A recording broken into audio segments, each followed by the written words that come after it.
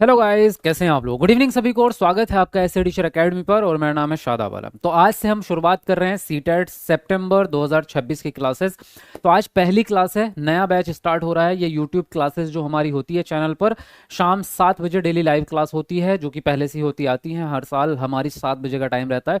तो आज आपकी पहली क्लास है और आज से ही हम शुरुआत कर रहे हैं। तो जितने भी नए स्टूडेंट हैं वो सब चैनल को सब्सक्राइब कर लो, ताकि आने वाली सारी क्लासेस आपको मिलती रहे। और ये सारी क्लासेस की प्लेलिस्ट बना दी जाएगी। प्लेलिस्ट में आपको सारी क्लासेस मिलती रहेंगी। अगर आपकी क्लास लाइव छूट जाती है तो आप बाद में भी देख सकते हैं। इसमें जो हम सीरीज आज स्टार्ट करेंगे, ये सीडीपी के प्रीवियस ईयर क्वेश्चन पेपर की सीरीज स्टार्ट कर रहे हैं, जिसमें हम टोटली पिछले 15 सालों के सारे प्रीवियस पेपर सॉल्व करेंगे सबसे पहले, और विद एक्सप्लेनेशन, सारी ट्रिक्स, सारे टैगवर्ड्स और फुल्ली एक्सप्लेनेशन के साथ यहाँ पर सारे के सारे क्वेश्चंस आपको समझाए जाएंगे। उसके अलावा अभी हम धीरे धीरे करके एक एक करके सारे सब्जेक्ट के सेम सीरीज हम स्टार्ट करेंगे, सबकी प्लेलिस्ट बनती जाएगी। तो यहाँ आपकी जबरदस्त तैयारी होगी। उसके बाद आपकी मैराथन क्लासेस भी होंगी, बहुत कुछ होने वाला है। फिलहाल हम क्लास को शुरू करते हैं। आज पहली क्लास है तो एक बार वीडियो को लाइक कर दो। जिसने भी नहीं किया है फटाफट से एक बार कमेंट को नीचे करके लाइक कर दो, और चैनल को सब्सक्राइब जरूर कर लेना अगर आप बढ़िया तैयारी करना चाहते हैं, क्योंकि बेस्ट जबरदस्त वाला कंटेंट आपको यहाँ पर मिलने वाला है। शुरू करें। तो जो लोग जुड़ चुके हैं एक बार कमेंट में ज़रा कमेंट करेंगे आप लोग एक बार। जी, गुड इवनिंग सभी को, वालेकुम अस्सलाम, नमस्ते, सत श्री अकाल। हाँ जी, चलिए। और इसके साथ में बैच भी आपका स्टार्ट हो चुका है। तो जिन लोगों ने बैच लेना था आज दिन में भी ले लिया है, क्योंकि नोटिफिकेशन आपका आ चुका है। फॉर्म भरने भी आपके शुरू हो चुके हैं। तो अगर किसी को नहीं पता तो आप सीटीएट की वेबसाइट पे जाओ, ctt.nic.in, और वहाँ पे जाके आप सीटेट के फॉर्म फिलअप स्टार्ट हो गए हैं, वहाँ पे जाके फॉर्म भर दो। ठीक है, एग्जाम आपका सितंबर में है। उसके अलावा अगर किसी को भी कोई इन्फॉर्मेशन लेनी हो तो ये हमारी एकेडमी के नंबर है, इस पर आप कॉल या व्हाट्सअप करके कोई भी इन्फॉर्मेशन ले सकते हैं। इसका स्क्रीनशॉट ले लो। आपके पूरे ही साल, मतलब जब तक आपका सीटेट होगा, काम जरूर आते रहेंगे, है ना। तो इसका आप स्क्रीनशॉट ले लीजिए, ताकि आपको जो है सभी जो भी अगर आपकी क्वेरी होती है, कोई भी डाउट है, कोई भी चीज़ आपको पूछनी है तो आप पूछ सकते हैं कॉल करके। बाकी इसके अलावा अगर बैच में एडमिशन लेना है, गारंटी बैच में, तो भी आप इस पे कॉल करके अपना एडमिशन ले सकते हैं। चलिए, बाकी ऐप डाउनलोड कर लेना। ऐप ऐसे टीचर एकेडमी के नाम से ही है, जो चैनल का नाम है सेम। इसी पे आपको सारी फुल जो है क्लासेस मिलेंगी। मतलब इस पे बैच तो मिलेगा ही, बैच के अलावा हम मॉक टेस्ट जो है वो फ्री में करवाते हैं ऐसे टीचर एकेडमी पे। समझ रहे हैं बात। एक तो ये लाइव क्लासेस आपकी यूट्यूब वाली हैं, उसके अलावा जो मॉक टेस्ट होगा वो आपका ऐप पर फ्री चलेगा। मॉक टेस्ट आपका, उसमें हम लोग यानी टीचर्स आके ही सॉल्व करवाएंगे, वैसा वाला मॉक टेस्ट नहीं, हम खुद आपको जो है सॉल्व करवाएंगे। तो जितने भी लोग हैं वो इस ऐप को डाउनलोड कर लेना आज ही अपने प्ले स्टोर से। ठीक है, चलिए अब यहाँ से हम शुरू कर रहे हैं आज की क्लास।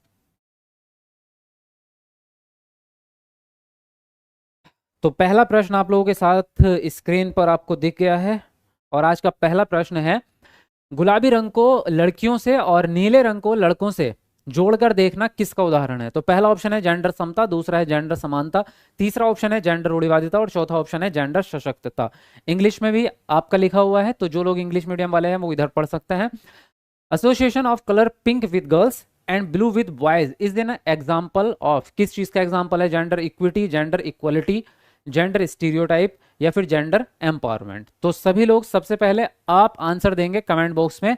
आपका आंसर देखेंगे, उसके बाद मैं आपको सही आंसर भी बताऊंगा और एक्सप्लेनेशन भी करेंगे, तो ताकि आपको पता भी चलता रहेगा कि आपको कितना आता है। तो जल्दी से कमेंट में एक बार सब लोग अपना अपना आंसर लिखेंगे। जी, लाइक जरूर करते रहें। जितने भी नए लोग हमारे साथ जुड़ चुके हैं, कमेंट को नीचे करके एक बार लाइक करेंगे।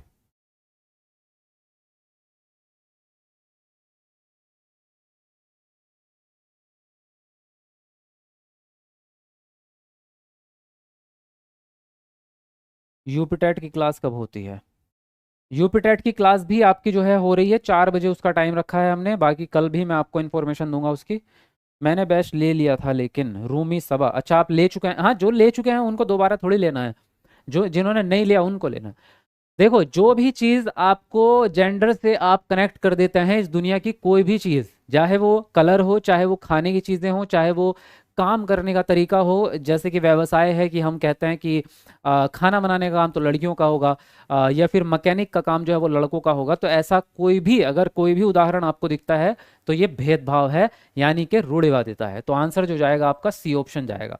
जहां पर भी आपको ऐसी चीज़ दिखे कि एक काम को लड़कियों की तरफ झुकाव जा रहा है, दूसरे काम का लड़कों की तरफ। जैसे स्कूल में भी पढ़ाते समय टीचर कई बार ऐसा काम करते हैं कि अगर कोई डांस प्रोग्राम है या कोई कलाकृति है तो लड़कियों को ज़्यादा वरीयता देते हैं, और अगर कोई गेम है कि क्रिकेट खेलने जा रही है आपके स्कूल की टीम या फुटबॉल खेलने जा रही है तो वहाँ पे लड़कों को ज़्यादा आगे रखते हैं। तो ये एक तरह की जेंडर रूढ़िवादिता कहलाएगी, क्योंकि किसी को भी आप जेंडर के आधार पर बंटवारा नहीं कर सकते, आप सभी को मौका देंगे बराबर, है ना। तो यहाँ जो आंसर राइट हो जाएगा सी ऑप्शन हो जाएगा। अब बाकी ऑप्शन भी अगर हम देखें, जेंडर सशक्तता का मतलब होता है सभी जेंडर को मजबूत बनाना, सशक्त मतलब मजबूत बनाना। जेंडर समानता क्या हो गया, सभी जेंडरों को बराबर सम्मान देना, है ना, कि आप लड़कों को भी बराबर सम्मान देते हैं, लड़कियों को भी बराबर सम्मान देते हैं, बाकियों को भी बराबर सम्मान देते हैं। जेंडर समता क्या है, यानी समानता अलग वर्ड है, समता अलग है, दोनों में बड़ा डिफरेंस है, और ये आपकी सीटेट में एंड तक आपको देखने को मिलता रहेगा। इन दोनों में फर्क बता देता हूं मैं। समानता का मतलब तो मैंने अभी बताया आपको कि बराबर समझना है सबको।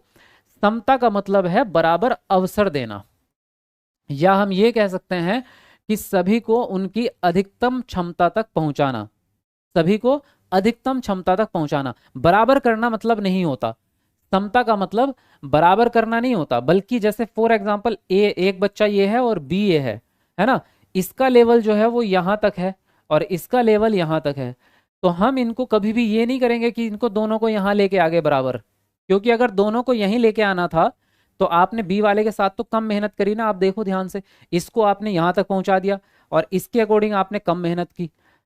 जिसकी जितनी क्षमता है उसको वहीं तक पहुंचाना है। इसकी क्षमता हो सकता है यहां तक भी ना हो, इसकी क्षमता यहां तक हो तो इसको यहां तक पहुंचाओ, और इसकी क्षमता हो सकता है यहां तक हो तो इसको यहां तक पहुंचाओ। यानी हर किसी को उसकी अधिकतम क्षमता तक मदद करना समता कहलाता है। क्लियर है? बोलो एक बार कमेंट में यस बोल दो अगर आपको समझ में आ रही है। यूट्यूब पर यूपी टेट की लाइव क्लास का टाइम क्या है सर? देखो वैसे हमारा जो टाइम पुराना चल रहा है वो 4 बजे का है शाम को, लेकिन मैं अभी शेड्यूल बना रहा हूँ तो वो आपको पता चल जाएगा जल्दी ही। अगले प्रश्न पे आते हैं। कथन ए है आपका, शिक्षकों को अपनी कक्षा में ऐसा सांस्कृतिक वातावरण बनाना चाहिए जिसमें वह अपनी मान्यता कि सभी बच्चों में सीखने की क्षमता है इसको दर्शा पाएं।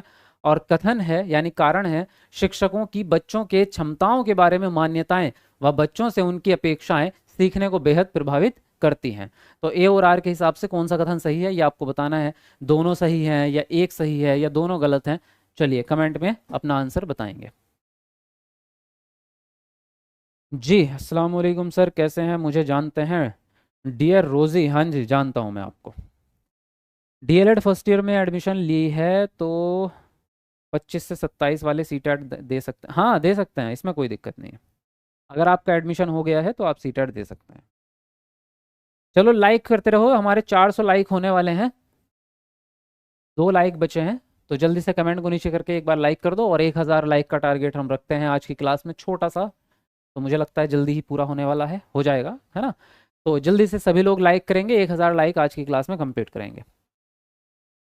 अब देखिए, इसने बोला शिक्षकों को अपनी कक्षा में ऐसा सांस्कृतिक वातावरण बनाना है जिसमें वो ये साबित कर पाए कि सभी बच्चों में सीखने की क्षमता है। तो ये तो पॉजिटिव बात हो गई, हम यही तो चाहते हैं।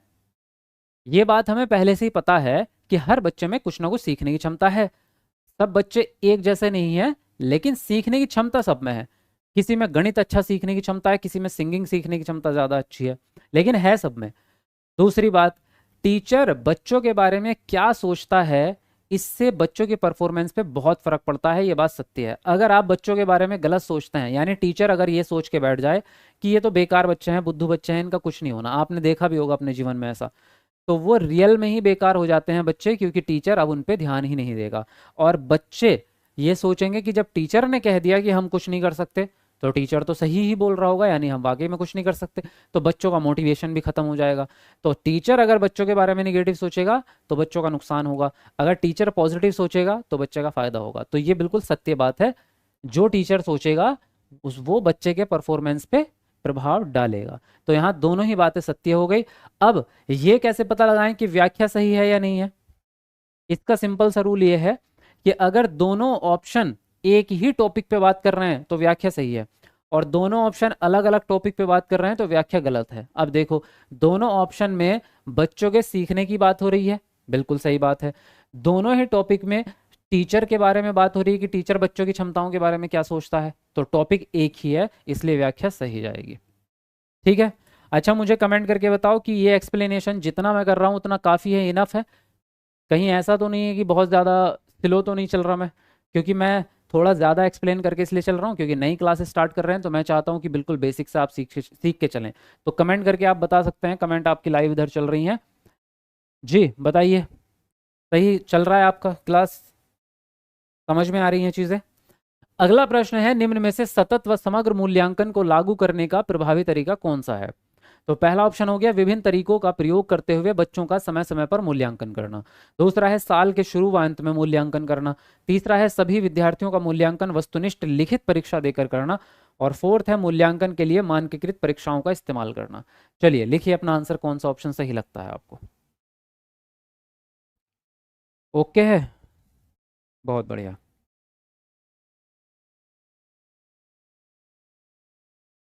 आप तो मेरे सुपर हीरो हैं, जिससे पढ़कर मैंने फर्स्ट अटेम्प्ट में सीटेट क्वालिफाइड कर लिया है, बट मुझे अब पेपर 2 का एग्ज़ाम देना है। रोज़ी, बहुत बढ़िया, कॉन्ग्रेचुलेशंस, क्या बात है। अच्छा आपने परफॉर्मेंस किया है। जी। अच्छा, मेरे एक पेपर में 105 नंबर हैं और पेपर 2 में 107 नंबर हैं।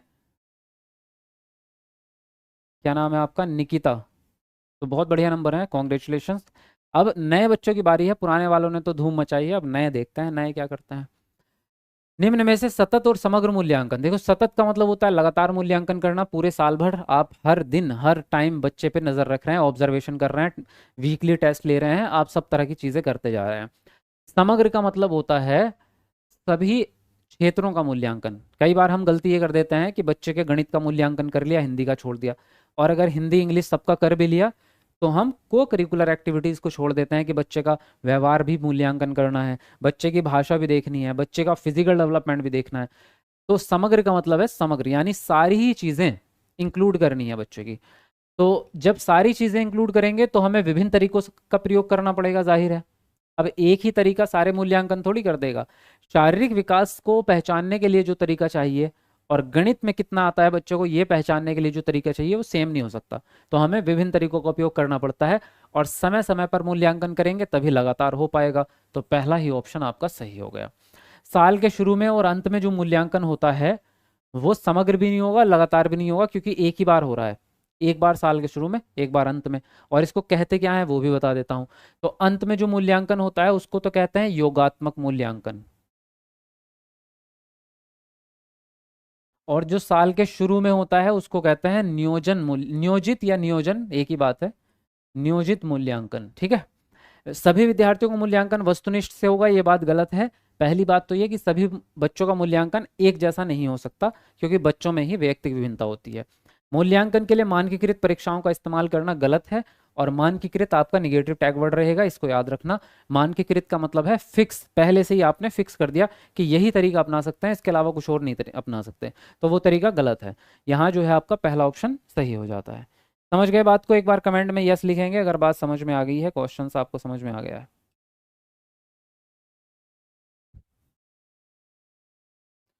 अगला प्रश्न है, निम्नलिखित में कौन सा प्रश्न महज प्रत्यास्मरण को नहीं अपितु आलोचनात्मक सोच को बढ़ावा देता है? पहला ऑप्शन है टेलीफोन का आविष्कार किस वर्ष में हुआ था।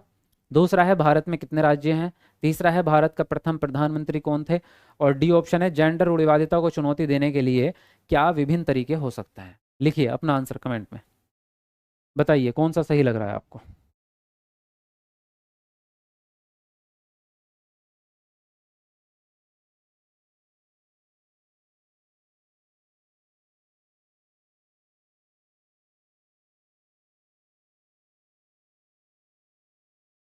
आई एम न्यू स्टूडेंट, अच्छा, चलिए वेलकम है आपका।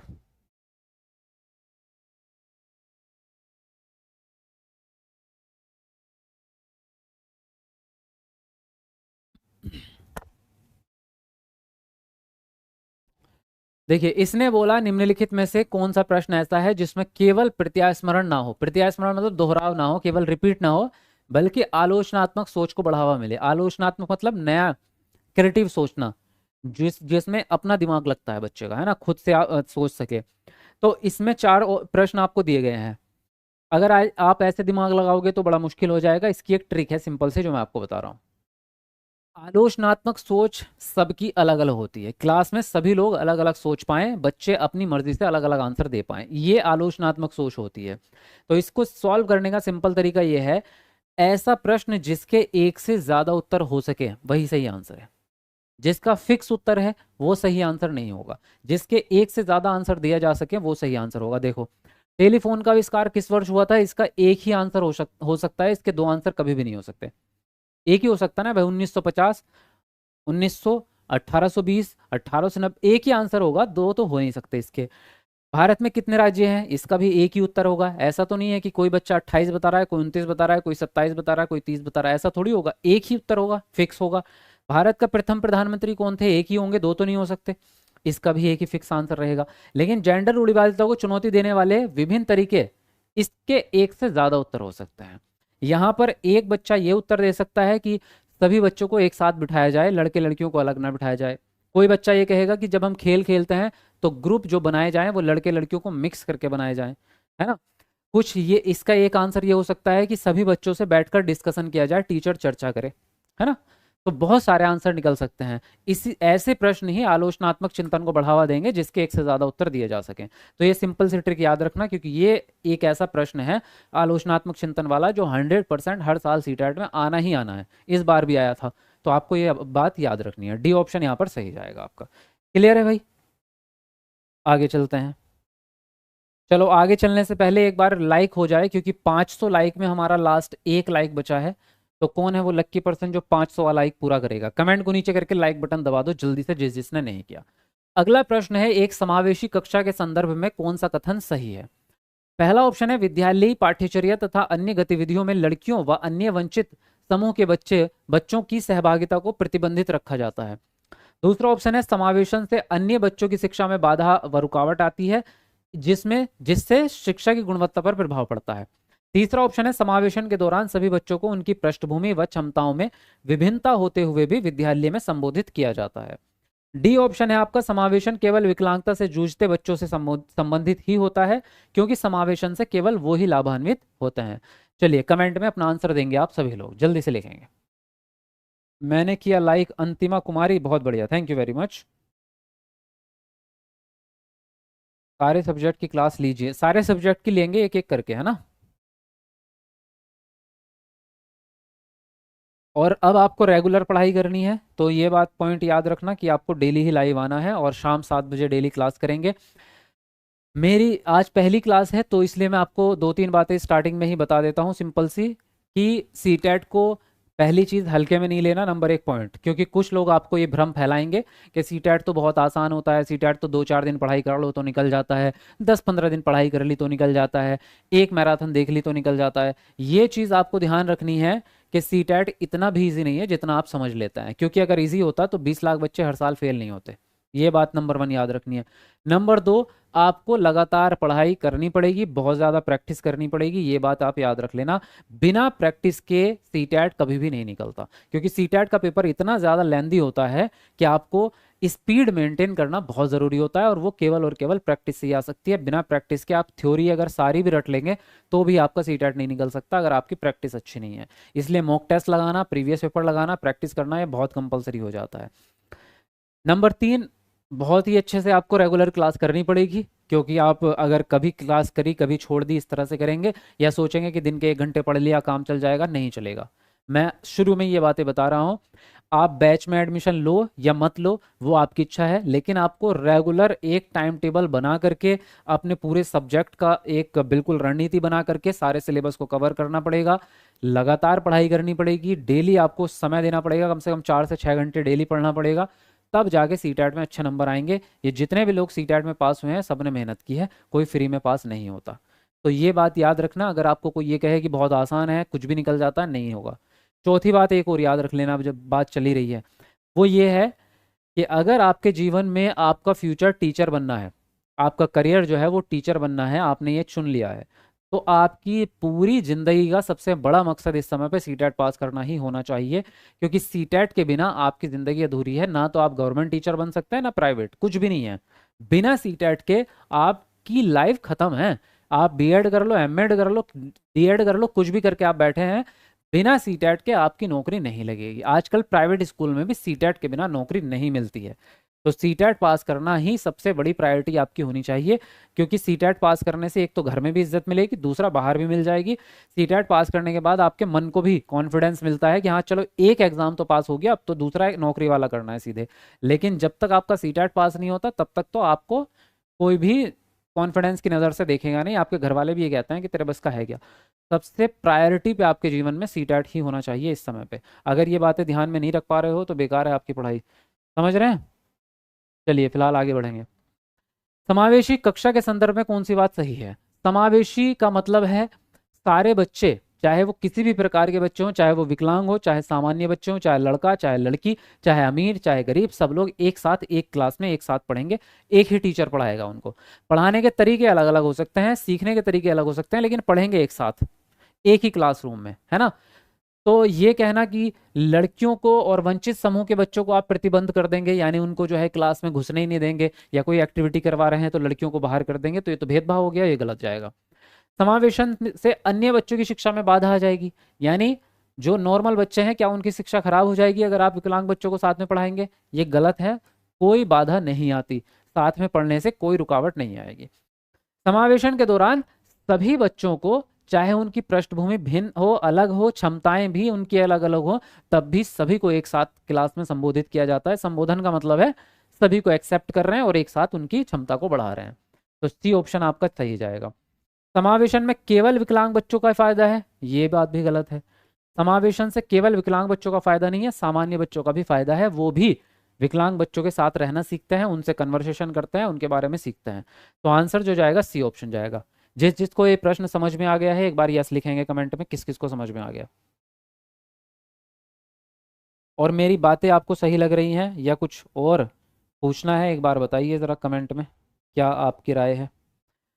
प्रश्न है आपका, एक शिक्षिका वंचित समूह से आने वाले बच्चों का सफलतापूर्वक समायोजन किस तरह कर सकती है? पहला ऑप्शन है उनके लिए अलग संकाय बनाकर, दूसरा है उनके लिए घर पर ट्यूशन लेना अनिवार्य करके, तीसरा ऑप्शन है उनके सामाजिक व सांस्कृतिक परिवेश की उपेक्षा करके, डी ऑप्शन है उनमें अपनेपन की भावना पैदा करके व उनका आत्मविश्वास बढ़ाकर। चलिए कमेंट में लिखेंगे अपना अपना आंसर, कौन सा सही लगता है आपको। यस आ चुके हैं आप सभी के, बहुत बढ़िया।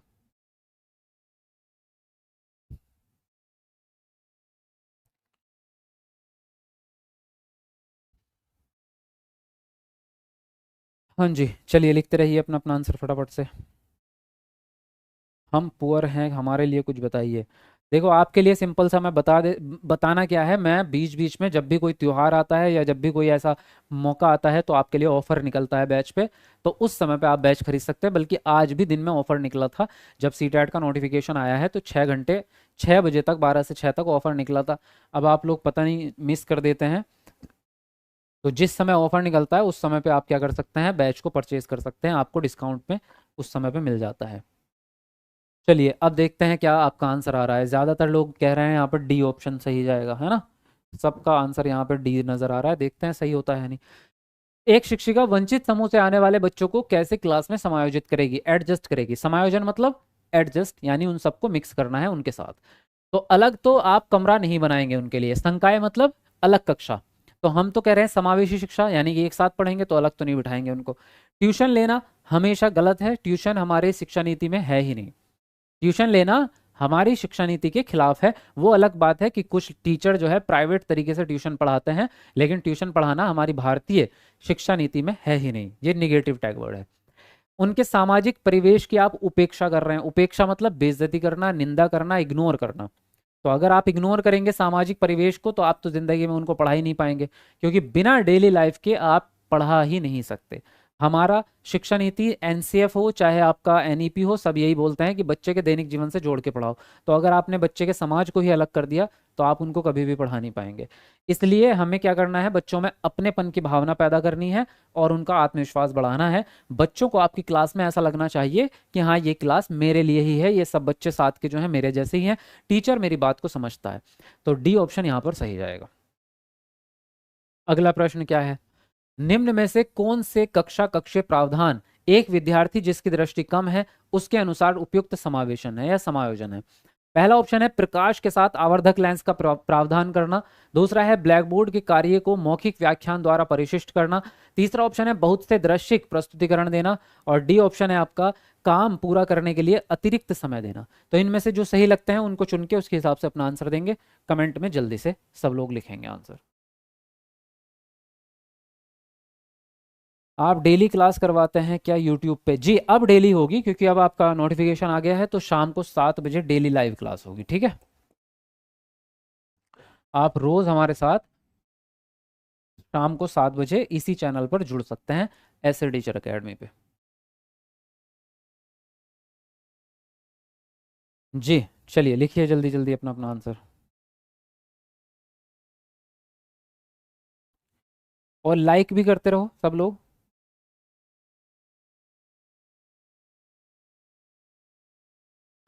तो इसने पूछा आपसे निम्न में से कौन सा कक्षा कक्ष प्रावधान ऐसा है जिसमें आप ऐसे बच्चे की मदद करेंगे जिसको दिखाई कम देता है। अच्छा, इसमें दो चीजें होती हैं, एक ध्यान रख लेना।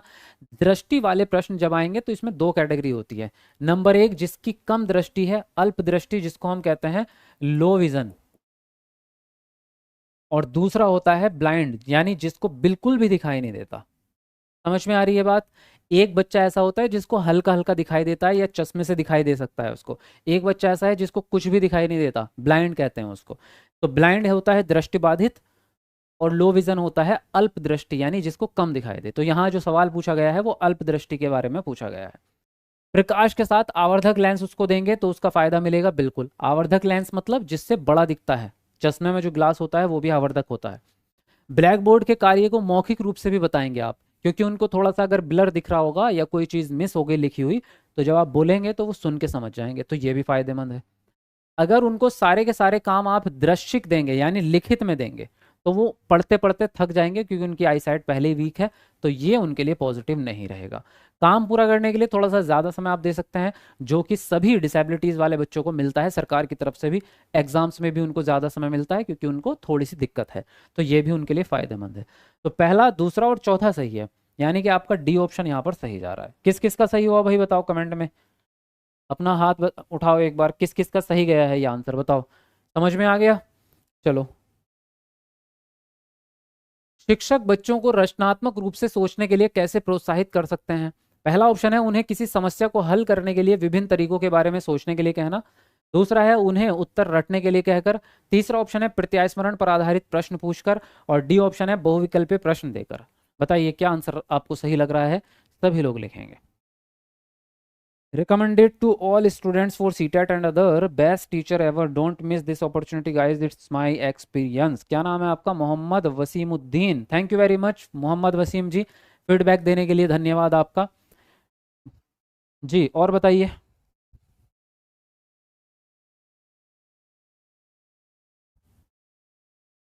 बहुत अच्छे।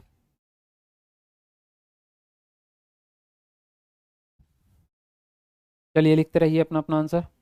चलो 700 लाइक्स होने वाले हैं हमारे, 1000 का टारगेट है। तो जल्दी से बताओ 700 लाइक कौन पूरे करेगा? जल्दी कमेंट को नीचे करके एक बार लाइक कर दो जिसने नहीं किया। इसने बोला है रचनात्मक रूप से सोचने के लिए कैसे प्रोत्साहित करें। रचनात्मक यानी क्रिएटिव, यानी कुछ नया। रचनात्मक का मतलब हमेशा क्या होगा? नया सोचना है और कई तरीके से सोचना है। अगर आप केवल एक तरीके से सोचते हैं तो फिर तो आप पीछे पीछे चल रहे हैं ना, दूसरों के नकल कर रहे हैं। या किताब से भी अगर आपने सीख लिया तो आपने किताब की नकल कर ली। अपना दिमाग लगाना उसको कहते हैं क्रिएटिव, है ना। कहते हैं ना ये बड़ा बंदा क्रिएटिव है क्योंकि ये कुछ नए काम करता है। तो जब आप कई तरीकों से सोचेंगे, विभिन्न तरीकों से सोचेंगे और नया सोचेंगे, उसको कहते हैं रचनात्मकता। तो समस्या हल करने के लिए विभिन्न तरीकों से सोचना ही इसका सबसे बढ़िया तरीका होता है। पहला ऑप्शन सही जाएगा। रटना आपका हमेशा ही निगेटिव टैग वर्ड रहेगा, क्योंकि रटने से आप कभी भी नया नहीं काम कर सकते, पुरानी चीजों को रटेंगे। प्रत्याय स्मरण भी सेम चीज हो गई। स्मरण मतलब याद करना, और याद करेंगे तो पुरानी चीज को ही करेंगे आप, नया तो कुछ इसमें हो नहीं रहा, ये भी गलत। बहुविकल्पीय प्रश्न में क्या होता है? केवल टिक लगाना होता है, चार ऑप्शन सामने होते हैं, इसमें कुछ नए सोचने की जरूरत ही नहीं होती। तो इसलिए ये भी सही नहीं हो सकता। पहला ऑप्शन आपका सही जाएगा। समझ गए बात? चलिए, एक समावेशी कक्षा में कौन सा शिक्षा शास्त्र विद्यार्थियों के सीखने में बाधक होगा? पहला ऑप्शन है सहयोगात्मक अधिगम। दूसरा है परवाह व सहानुभूति पर आधारित कक्षा संस्कृति। तीसरा ऑप्शन है मानकीकृत निर्देश। और डी ऑप्शन है उचित समायोजन। बताइए कौन सा ऑप्शन सही जाएगा। किस किस को क्लास बढ़िया लग रही है बताओ जरा, एक बार बताएंगे तो कि कैसी लग रही है क्लास। फीडबैक दो अपना, कैसी लग रही है क्लास। समझ में आ रही है चीज़ें, मज़ा आ रहा है पढ़ने में। सर आज आप बदले बदले लग रहे हैं माही शेख, क्यों भाई, मेरे में क्या बदल गया ऐसा।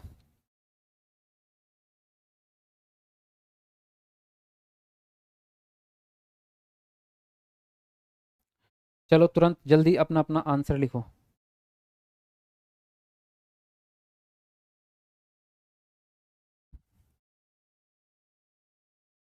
हाँ तो इसने बोला समावेशी कक्षा में कौन सा शिक्षा शास्त्र सीखने में बाधा बनेगा, यानी निगेटिव वाला आपसे पूछा गया है कि रुकावट किससे होगी।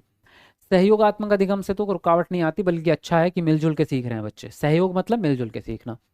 परवाह और सहानुभूति पर आधारित है, यानी टीचर जो है वो बच्चों की परवाह भी करता है, बच्चों को समझता भी है। सहानुभूति मतलब बच्चों की तरह फील करना, तो ये भी अच्छी बात हो गई। मानकीकृत निगेटिव है, मैंने अभी थोड़ी देर पहले ही बताया था। मानकीकृत शब्द जो है वो निगेटिव टैग वर्ड है।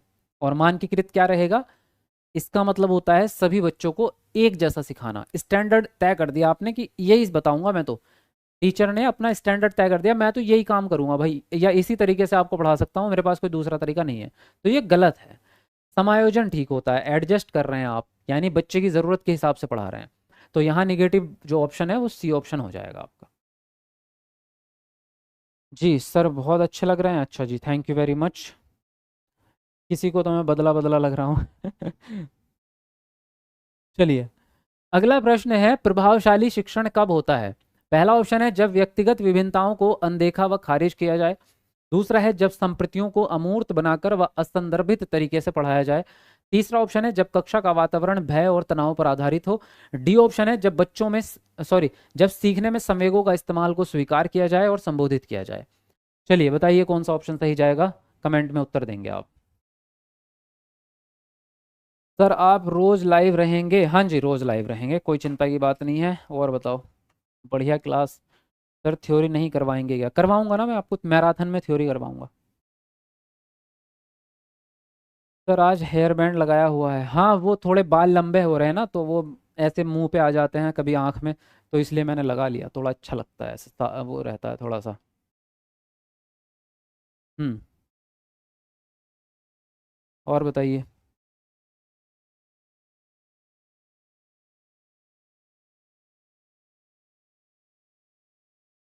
आपका वीडियो सॉन्ग वाला अच्छा लगा रुखसार, अच्छा थैंक यू वेरी मच। आपके लिए ही बनाया है और मोटिवेशनल सॉन्ग है, तो आपके ही जीवन पर आधारित है, इसीलिए बनाते हैं आपके लिए, मोटिवेशन के लिए, ताकि आप सीख सकें नई चीज़ें। यूपीटेट की क्लास कब होगी, यूपीटेट की भी डेली चलेगी क्लास। पॉजिटिव एनर्जी आती है आपकी क्लास से, वेरी गुड नाइस, यही तो चाहिए हमें, पॉजिटिव रहो तभी तो सीखोगे। बैच में कब होगी सीडीपी, बस एक दो दिन में बैच में भी स्टार्ट कर रहे हैं, मैंने बोल तो दिया आपको, नया बैच नई क्लासेस शुरू से एकदम मैं स्टार्ट कर रहा हूँ। जी शादाब सर चेंज हो गए हैं स्मार्ट, मतलब पहले नहीं थे अब स्मार्ट हो गए हैं हाँ? बेइज्जती है, तारीफ कर रहे हो। सीटेट का फॉर्म कब आएगा बेटा, आ चुका है, आज ही आया है। शहाना आज ही आया है, फॉर्म स्टार्ट हो गए हैं आपके। आपकी शादी हुई क्या, नहीं भाई होगी तो आपको इन्फॉर्मेशन आपको पता चल जाएगी। चलिए बाकी कमेंट में बाद में पढ़ूंगा, है ना। अभी के लिए इतना ही काफ़ी है, क्योंकि कमेंट तो आपके ख़त्म होंगे नहीं, आप ज़रूर कुछ ना कुछ बातें पूछते रहेंगे, तो बीच बीच में देख लेंगे कमेंट भी, कोई बात नहीं, वो भी ज़रूरी चीज़ होती है, आपके ही सवाल हैं तो आपके सवालों का डाउट सॉल्व करना ज़रूरी है। प्रभावशाली शिक्षण कब होगा भाई, अगर व्यक्तिगत विभिन्नता को अनदेखा कर देंगे तो प्रभावशाली शिक्षण आप नहीं कर पाएंगे, क्योंकि व्यक्तिगत विभिन्नता का मतलब है हर बच्चे में अपनी अपनी एबिलिटी है, हर बच्चे में कुछ तो खास है, हर बच्चे का सीखने का स्टाइल अलग है। अगर बच्चे के सीखने के स्टाइल को या बच्चे को ही नहीं समझेंगे आप, तो आपका पढ़ाया हुआ किसी काम का नहीं रह जाएगा। जैसे फॉर एग्जांपल घर में 5 लोग हैं और आपको यही नहीं पता कि उसको खाने में क्या पसंद है ना, और आपने एक ही सब्जी बना के रख दी सबके सामने, तो उसमें से किसी एक को तो पसंद आ जाएगी, बाकी 4 को पसंद ही नहीं आई, तो वो तो भूखे रह गए।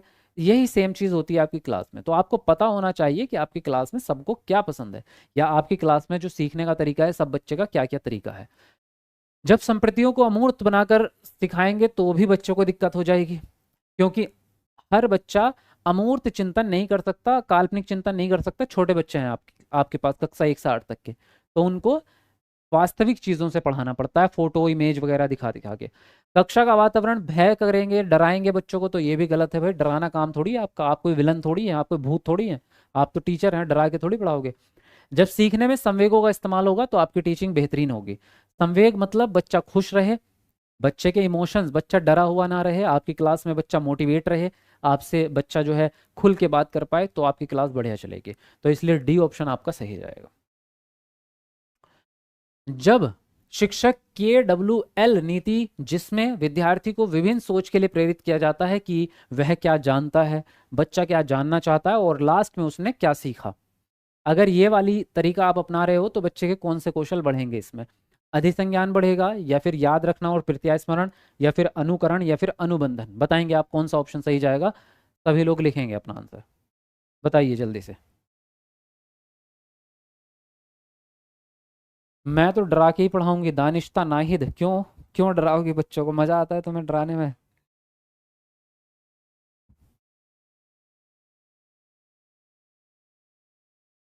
सर आप तो सिर्फ लड़कियों का नाम लेते हैं। नाजिश आलम? नहीं भाई, ये आपने गलत सोच लिया, मैं लड़कों का नाम भी लेता हूँ। अब बात यह है कि होती लड़कियां ज़्यादा है क्लास में, तो इसमें मैं क्या करूँ? 80% लड़कियां होती हैं क्लास में, 20% लड़के हैं। तो 10 लोगों के नाम लूंगा तो उसमें 8 लड़कियों के नाम आएंगे, 2 लड़कों के नाम आएंगे। तो ऐसा लगता है कि लड़कियों के नाम ज़्यादा लिए जा रहे हैं। मैं ज़्यादा ले नहीं रहा हूँ, है ही ज़्यादा भाई, तो इसमें मेरी गलती नहीं है। ये आपकी गलती है। अब देखिए KWL नीति का क्या मतलब है ना? इसको मैं बताता हूँ। के का मतलब, फिर आगे आपका W, फिर आगे आपका L। के का मतलब है नॉन, यानी आपको पहले से क्या आता है। कहते हैं ना ये तो नॉन है मेरी चीज, इसको तो मैं पहले से जानता हूं, यानी आपको क्या आता है। डब्ल्यू से है व्हाट टू नो, यानी क्या जानना चाहते हो। टीचर सॉरी बच्चा, बच्चे का गोल क्या है, उसको क्या सीखना है, नाम लिखना सीखना है उसको आगे, या किताब पढ़नी सीखनी है, क्या सीखना है। एल मतलब लर्नड, लास्ट में उसने क्या सीखा। तो ये एक तरह से बच्चे को सिखा रहे हैं हम कि ये बात बच्चे को खुद ही पता रहे, ये बोला हमने, है ना, कि बच्चा जो है खुद ही इस बारे में जान पाए, उन्हें विषय के अंत में क्या सीखना है ये बच्चा ही जान पाए। तो जब बच्चा ये चीज खुद ही जानता है तो उसको हम कहते हैं अधिसंज्ञान। इंग्लिश में इसको कहते हैं मेटाकॉग्निशन, है ना, कि बच्चा अपने ही बारे में जान पा रहा है, ये मेटाकॉग्निशन है। याद रखना तो वैसे भी निगेटिव है। अनुकरण नकल करने को कहते हैं, तो नकल भी गलती हो गया। अनुबंधन से इसका कोई लेना देना है नहीं, तो पहला ऑप्शन सही है आपका। नेक्स्ट आपका प्रश्न है, निम्नलिखित में से कौन सी पद्धति शिक्षक केंद्रित है? पहला ऑप्शन है सहयोगात्मक शिक्षा, दूसरा है व्याख्यान, तीसरा है अवधारणात्मक मानचित्रण, और डी ऑप्शन है प्रयोगों का संचालन। बताइए कौन सा ऑप्शन सही है? कमेंट में अपना आंसर लिखेंगे सब लोग।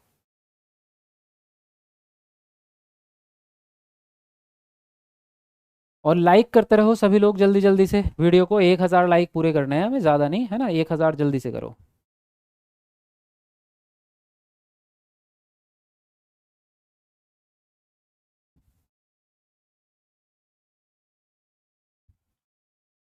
और जिनको टाइम नहीं पता, टाइम नोट कर लो, शाम 7 बजे से हमारी क्लास ये डेली लाइव रहेगी, ठीक है? शाम 7 बजे रोज लाइव क्लास होगी, तो आपको ऐसे टीचर एकेडमी चैनल पे शाम को 7 बजे जुड़ना है। जी हेलो सर, हम आ गए, बहुत बढ़िया, वेलकम है आपका, स्वागतम। देखिए निम्नलिखित में से कौन सी पद्धति शिक्षक केंद्रित है? हम हमेशा बाल केंद्रित की बात करते हैं, लेकिन यहाँ आपसे उल्टा सवाल पूछ लिया, शिक्षक केंद्रित बताओ। तो सहयोगात्मक शिक्षा तो बाल केंद्रित हो गई, इसमें बच्चा एक्टिव है। व्याख्यान शिक्षक केंद्रित है, क्योंकि लेक्चर मेथड जो होता है ना, जिसमें लेक्चर देते हैं आप, व्याख्या करते हैं, उसमें बच्चा कोई काम नहीं कर रहा है, केवल टीचर काम कर रहा है। टीचर क्लास में आएगा, बोलेगा, एक्सप्लेन करेगा, बच्चे ने कुछ भी नहीं करा। तो इसीलिए ये व्याख्यान पद्धति छोटी क्लासेस में अच्छी नहीं होती, इसको हम निगेटिव मानते हैं कक्षा 1 से 8 तक के लिए। जब बच्चे बड़े हो जाते हैं हाई स्कूल के बाद, तब आप लेक्चर मेथड इस्तेमाल करते हैं। तो ये टीचर केंद्रित है। बाकी अवधारणा मतलब कॉन्सेप्ट, दिमाग में कॉन्सेप्ट बनाना, प्रयोग कर रहे हैं तब भी बच्चा एक्टिव रहेगा। तो ये बाकी की 3 जो है वो बाल केंद्रित हो गई, व्याख्यान आपका शिक्षक केंद्रित हो गई। अगला प्रश्न है आपका, निम्नलिखित में से कौन समस्या समाधान में बाधा डालता है? पहला ऑप्शन है समस्या समाधान में शामिल चरणों के बारे में बोलकर सोचना, दूसरा है सुलझाए हुए उदाहरणों पर चिंतन करना, तीसरा है समस्या का प्रतिनिधित्व करने के एक तरीके पर अटक जाना, और डी ऑप्शन है साथियों के साथ विचार मंथन और चर्चा। चलिए कमेंट में अपना आंसर लिखिए सब लोग। हाँ जी सर, सभी टीचर को टी शर्ट मिला है। हाँ, जो सेमिनार में आए थे ना, उनको सभी को ये वाला टी शर्ट मिला है जो मैंने पहना हुआ है। इसके बैक साइड में भी ऐसे टीचर एकेडमी लिखा है। तो ये सभी को मिली है टी शर्ट, जो भी आए थे वहाँ पे। जो नहीं आए उनको नहीं मिली। अब अगले सेमिनार में आप आएंगे तो आप सबको टी शर्ट मिलेगी। और कुछ?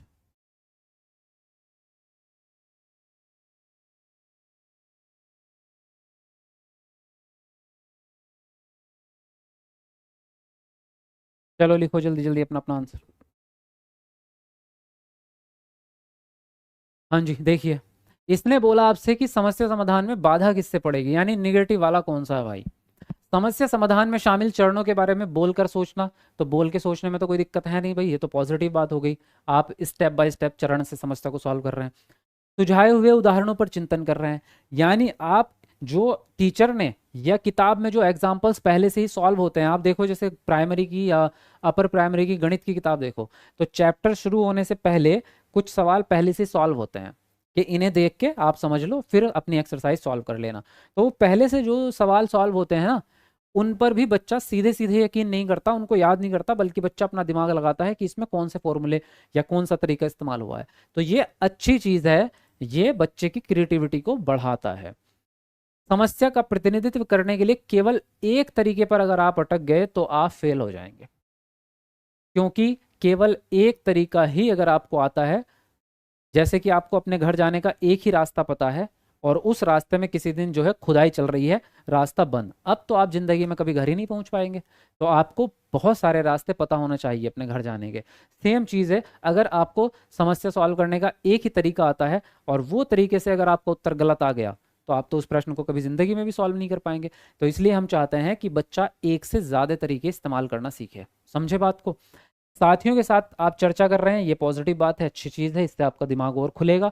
तो सी ऑप्शन है जिससे बाधा उत्पन्न हो सकती है। किस किस को समझ में आया एक बार कमेंट में यस लिखो जल्दी से।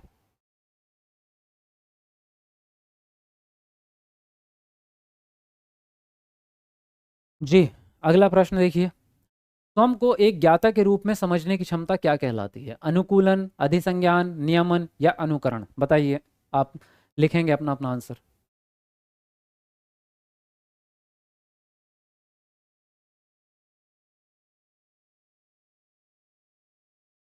सर आप बताइए ना, मुझे फिर से पढ़ना पड़ेगा क्या?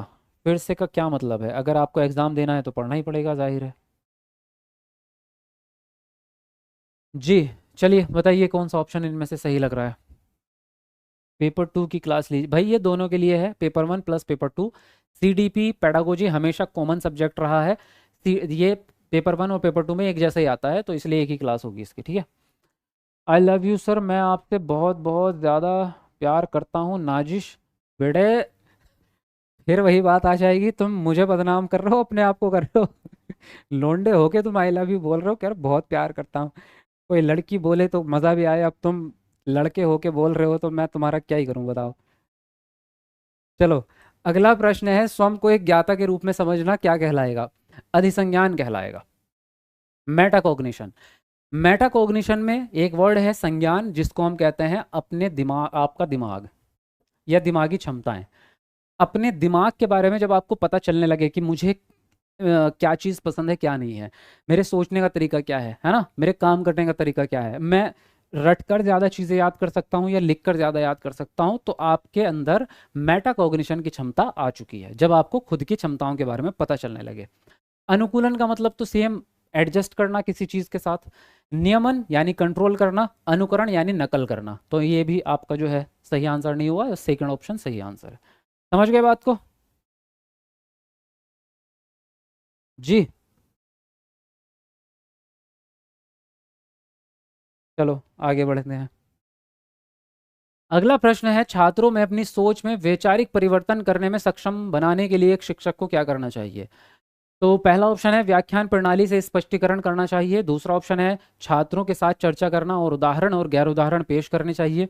तीसरा है बच्चों को उनकी सोच बदलने के लिए पुरस्कार प्रदान करना चाहिए। और डी है बच्चों को खुद से सोचने के लिए हतोत्साहित करना चाहिए और सिर्फ शिक्षक की बात सुनने और उसका पालन करने के लिए कहना चाहिए। चलिए कमेंट में लिखेंगे सब लोग आंसर। हाँ जी सर, हम आपके पुराने स्टूडेंट हैं। पेपर 2 का बैच कितने में दे सकते हैं? रोजी तो आपको मैंने जो एकेडमी के नंबर दिए हैं आप कॉल कर लीजिएगा, आपको डिस्काउंट दे दिया जाएगा, ठीक है।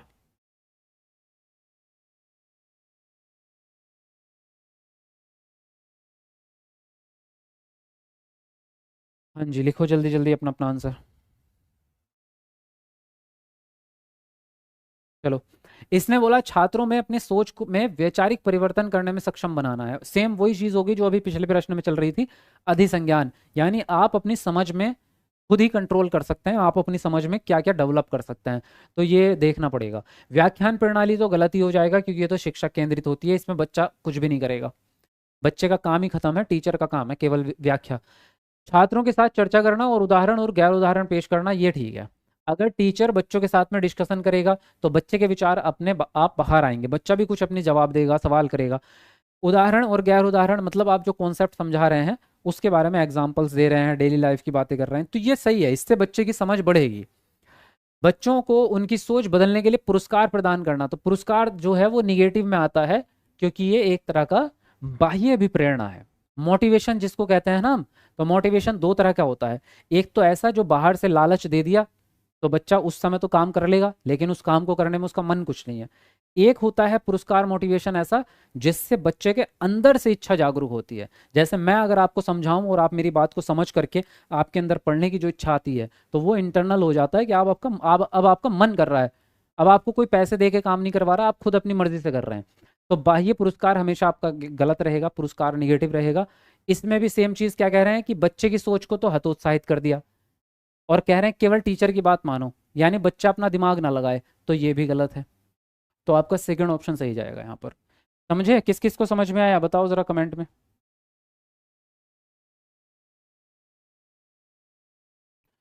अगला प्रश्न है, महारत उन्मुख शिक्षार्थियों की विशेषता है कि उनमें विफलता का खालिस्तान डर और क्षमता का खालिस्तान दृष्टिकोण होता है। खालिस्तान में क्या शब्द आएगा? कम और वृद्धिशील, कम और स्थिर, उच्च वृद्धिशील, उच्च स्थिर। बताओ जरा कौन से खालिस्तान में क्या शब्द आएंगे आपके? जी सर, हमें पेपर 2 का बैच लेना है। भाई मैंने अभी आपको एकेडमी के नंबर बताए हैं ना, ये इसका स्क्रीनशॉट ले लो, इनमें से किसी भी नंबर पे कॉल लगा लो, हमारी एकेडमी के सारे नंबर हैं, आपको बैच में एडमिशन मिल जाएगा, ठीक है। सब कुछ बता देंगे, वो कितना डिस्काउंट मिलेगा, कितनी फीस, सब कुछ बता देंगे। तो आप इनमें से किसी भी नंबर पे कॉल लगा लो, स्क्रीनशॉट ले लो इसका।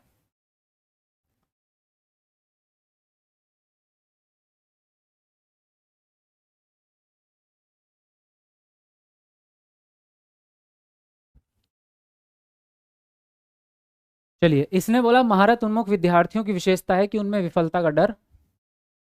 महारत मतलब ऐसे बच्चे जो योग्यता को बढ़ाना चाहते हैं। और ये एक बात और खास रखना, जो महारत उन्मुख विद्यार्थी होते हैं वो आंतरिक अभिप्रेरणा वाले होते हैं, इंटरनल मोटिवेशन उनके अंदर होता है। और जिनके अंदर खुद से ही कॉन्फिडेंस होता है, अंदर से प्रेरणा होती है, उनमें फेल होने का डर कुछ नहीं कम होता है ना। तो दो ऑप्शन तो वैसे ही कट गए आपके। फेल होने का डर क्या रहेगा? कम रहेगा। क्षमता का दृष्टिकोण वो क्या मानेंगे कि क्षमता रुकी हुई है या बढ़ सकती है? बढ़ सकती है। जब बढ़ सकती है तभी तो मेहनत करते हैं ना। तो जो आपकी क्षमता है यानी आपकी योग्यता है वो स्थिर नहीं है। कभी आप सोचे कि मेरा दिमाग तो इतना ही है, ये कभी बढ़ेगा नहीं, बढ़ सकता है। आप अगर नई चीज़ें सीखते रहोगे, पढ़ाई करते रहोगे तो आपका दिमाग बढ़ता है। तो इसलिए पहला ऑप्शन सही है। नेक्स्ट प्रश्न है आपका, एक शिक्षक विद्यालय में विभिन्न सांस्कृतिक कार्यक्रमों का आयोजन करता है जिसमें भारत के विभिन्न त्योहार तथा परंपराओं को प्रदर्शित किया जाता है। कार्यक्रम आयोजन के क्या उद्देश्य होने चाहिए? तो पहला ऑप्शन है सहयोगात्मक अधिगम को बढ़ावा देना, दूसरा है विविधता का सम्मान, तीसरा है सृजनात्मकता को बढ़ावा देना, और डी ऑप्शन है रूढ़िवादिता को बढ़ावा देना। इनमें से जो पॉजिटिव है उसके हिसाब से आप आंसर दीजिए। चलिए कमेंट में बताइए।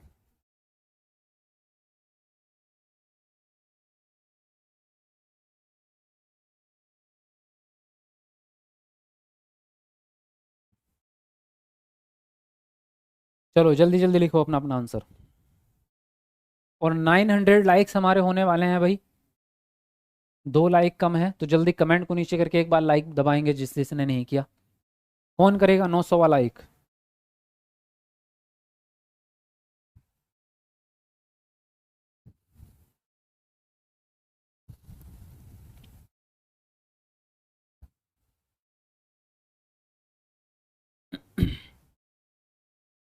अब देखिए, एक शिक्षक विद्यालय में विभिन्न सांस्कृतिक कार्यक्रमों का आयोजन करता है, यानी अलग अलग संस्कृति मिला दी उसने एक जगह, है ना।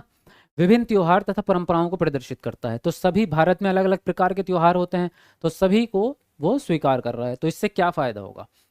सहयोग बढ़ेगा, यस। विविधता का सम्मान होगा, विविधता यानी डाइवर्सिटी जो हमारे देश में है ही, कि विभिन्न प्रकार के धर्म होते हैं, विभिन्न प्रकार का कल्चर होता है, विभिन्न प्रकार की भाषाएं भी हैं, तो इससे विविधता को हम अपना रहे हैं।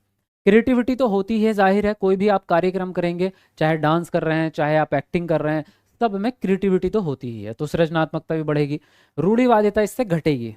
रूढ़िवादिता बढ़ेगी नहीं बल्कि घटेगी, क्योंकि सारे बच्चे एक दूसरे के धर्मों को जानेंगे, एक दूसरे के सम्मान करना सीखेंगे, एक दूसरे के त्योहारों को समझेंगे, तो रूढ़िवादिता उससे कम होगी। तो ए बी सी यानी फर्स्ट सेकंड थर्ड सही है, तो पहला ऑप्शन आपका यहाँ पर सही हो जाएगा। क्लियर है भाई, समझ में आया? बोलो जल्दी से एक बार।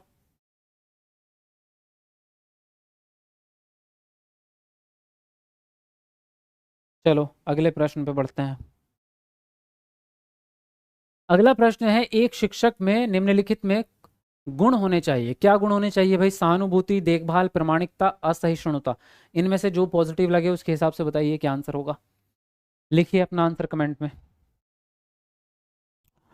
आपकी क्लास का इंतजार था नाजनीन सुल्ताना, बहुत बढ़िया। चलिए आपका इंतजार खत्म हुआ। हमारी क्लास का इंतजार तो 7 मुल्कों के बच्चे कर रहे हैं है ना। लेकिन हमारी क्लास को समझ पाना मुश्किल ही नहीं, नामुमकिन है। चलिए, ये उल्टा बोला मैंने, ठीक है ना। हमारी क्लास को समझना आसान है। चलिए जल्दी बताइए अपना आंसर।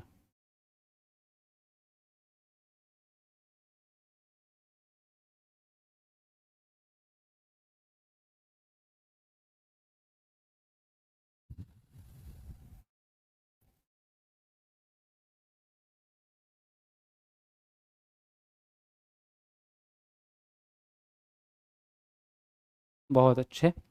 चलिए काफ़ी अच्छा आंसर आप लोग कर रहे हैं। तो टीचर के अंदर कौन कौन से गुण होने चाहिए? सहानुभूति तो होगी ही। समानुभूति है, सहानुभूति का मतलब होता है कि बच्चे की तरह सोचना। तो आप अगर बच्चे की तरह नहीं सोचेंगे तो बच्चे की तरह पढ़ा भी नहीं पाएंगे। आपको ये सोचना पड़ेगा कि 10 साल के बच्चे के दिमाग में क्या चल रहा होगा, है ना। आप उसको हाई स्कूल के प्रश्न नहीं दे सकते। देखभाल का भी ध्यान रखना ही पड़ता है क्योंकि छोटे बच्चों को पढ़ा रहे हैं। प्रामाणिकता भी होनी ज़रूरी है। प्रामाणिकता मतलब आप जो कुछ भी पढ़ाएं वो सही हो, या आपका जो कंटेंट है वो बिल्कुल शुद्ध होना। मतलब शुद्ध का मतलब ये है कि वो गलत फैक्ट ना बता दें आप उसको, कहीं आप ऐसा ना बता दें कि रात में सूरज निकलता है ना। तो कुल मिला के आपका जो कंटेंट है वो सही होना चाहिए। असहिष्णुता गलत है। सहिष्णुता और असहिष्णुता का मतलब होता है धैर्य। तो धैर्य होना तो अच्छी बात है कि टीचर में धैर्य होना चाहिए, ठहराव होना चाहिए, क्योंकि बच्चे स्लो स्लो सीखते हैं। लेकिन इसने शुरू में लगा दिया अ, यानी अधैर्य। तो अगर टीचर में धैर्य नहीं रहेगा तो बच्चा टीचर क्या करेगा? जल्दबाजी करेगा सिलेबस खत्म करने की, और बच्चे सीखेंगे नहीं। तो पहला दूसरा तीसरा सही है आपका। सी ऑप्शन आपका करेक्ट है। नेक्स्ट है, बच्चों को आंतरिक रूप से प्रेरित करने का एक प्रभावी तरीका कौन सा है? पुरस्कार प्रदान करना, दंड देना। तीसरा ऑप्शन है, सीखने का ऐसा माहौल बनाएं जो अपनेपन और स्वायत्ता की भावना को बढ़ावा देता है। डी ऑप्शन है, सूचना के पूर्ण अनुपालन और निष्क्रिय ग्रहण को प्रोत्साहित करना। चलिए लिखिए कमेंट में कौन सा ऑप्शन सही जाएगा। सब लोग लिखेंगे आंसर।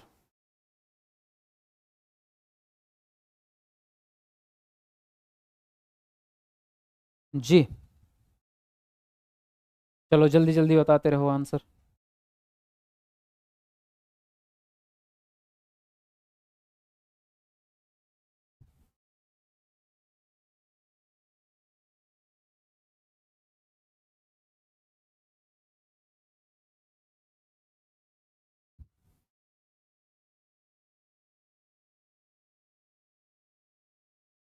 यूपीटेट की क्लास क्यों नहीं ले रहे हो? बस अब यूपीटेट की भी स्टार्ट होंगी भाई साथ साथ, आपकी चिंता ही मत करो। देखो इसने बोला बच्चों को आंतरिक रूप से प्रेरित करने के लिए प्रभावी तरीका कौन सा है। तो इंटरनल मोटिवेशन की बात कर रहे हैं। तो इंटरनल मैंने अभी आपको बताया था कि जब आपका मन खुद से करे वही इंटरनल मोटिवेशन है। तो पुरस्कार तो बाहर से आप दे रहे हैं, ये गलत जाएगा। सजा दे रहे हैं आप बच्चे को, ये भी गलत जाएगा, क्योंकि सजा भी बाह्य प्रेरणा है कि बाहर से आप दबाव डाल रहे हैं बच्चे पे। सीखने का ऐसा माहौल बनाएं जो अपनेपन और स्वायत्ता की भावना को बढ़ावा दे, ये सही है। अगर आपका माहौल अच्छा है और बच्चे को ये महसूस होता है कि यहाँ मैं अपनी मर्जी से कुछ कर सकता हूँ, तो बच्चे के अंदर इंटरनल मोटिवेशन आएगा, खुद से ही काम करने की इच्छा पैदा होगी। सूचना का पूर्ण अनुपालन और निष्क्रिय ग्रहण। अगर आप बच्चे को कहेंगे कि कुछ करना नहीं है तुम्हें, निष्क्रिय रहना है, तो कभी भी बच्चे के अंदर इंटरनल मोटिवेशन आएगा ही नहीं, अपनी तरफ से तो बच्चा कुछ कर नहीं पाएगा ना फिर। तो यहाँ सी ऑप्शन आपका सही है। अगला प्रश्न है आपका, शारीरिक विकास के संदर्भ में बच्चे खाली स्थान पहले हासिल करते हैं फिर के कौशल सीखते हैं, यानी पहले कौन से आएंगे बाद में कौन से आएंगे, ये पूछा गया है। सूक्ष्म गतिक कौशल या फिर सूक्ष्म मांसपेशियों के इस्तेमाल। दूसरा है सूक्ष्म गतिक कौशल, स्थूल मांसपेशियों का इस्तेमाल। तीसरा ऑप्शन है भाषा और विश्लेषणात्मक तर्क, और डी है विश्लेषणात्मक तर्क और भाषा। बताइए जरा कौन से खाली स्थान में शब्द आएंगे, जल्दी से सब लोग लिखेंगे जी। चलो लिखते रहो। सर थोड़ा जल्दी में कीजिए भाई, जल्दी में जानबूझ के नहीं कर रहा हूँ। करने को तो हम जल्दी कर सकते हैं, लेकिन नई क्लासेस हैं, नए बच्चे हैं, नया बैच है, तो भाई स्लो चलने दो, समझ के चलो ना। अगर जल्दबाजी अभी से ही करेंगे तो फिर लास्ट में तो क्या ही बचेगा, है ना। तो समझने दो, समझ करके पढ़ाई करो। रट्टा मारने से और जल्दी जल्दी करने से कुछ नहीं मिलने वाला तुम्हें। कितने बजे स्टार्ट होती है क्लास? 7 बजे शाम को। शाम को 7 बजे डेली लाइव क्लास स्टार्ट होती है। अब देखते हैं इसने क्या बोला। इसने बोला कि शारीरिक विकास के संदर्भ में, तो भाषा शारीरिक विकास में आती ही नहीं है, तो दो ऑप्शन तो काट दो।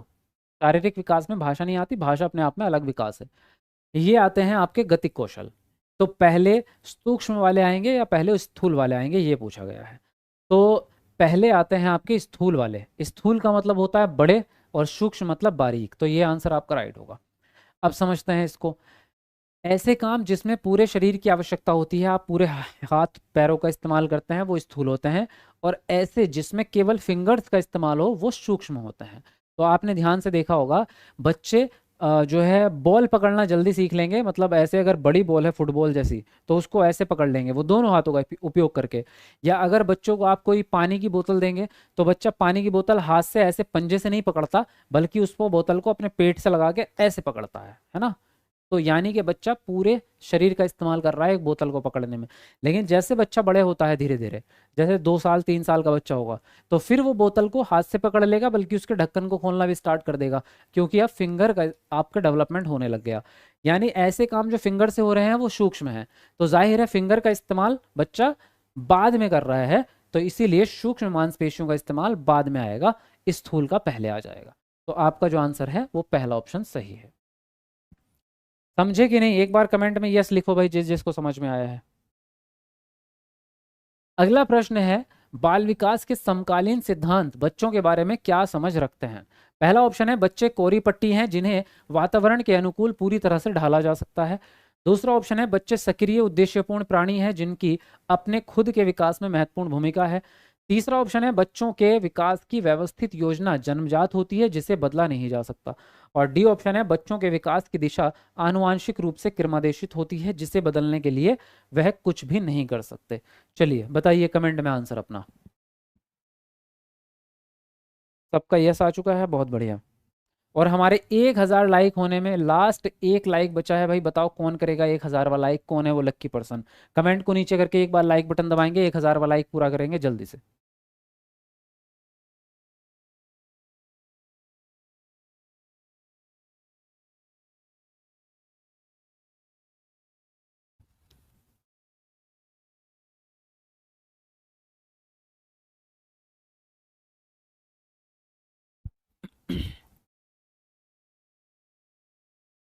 विकास के समकालीन सिद्धांत, समकालीन का मतलब होता है आज के ज़माने के, प्रेजेंट में जो सिद्धांत चल रहे हैं, जैसे एनईपी चल रहा है, एनसीएफ चल रहा है, आपका जो है आरटीई एक्ट चल रहा है, ये आज के ज़माने में चल रहा है। बाल केंद्रीय शिक्षा आज के ज़माने का है।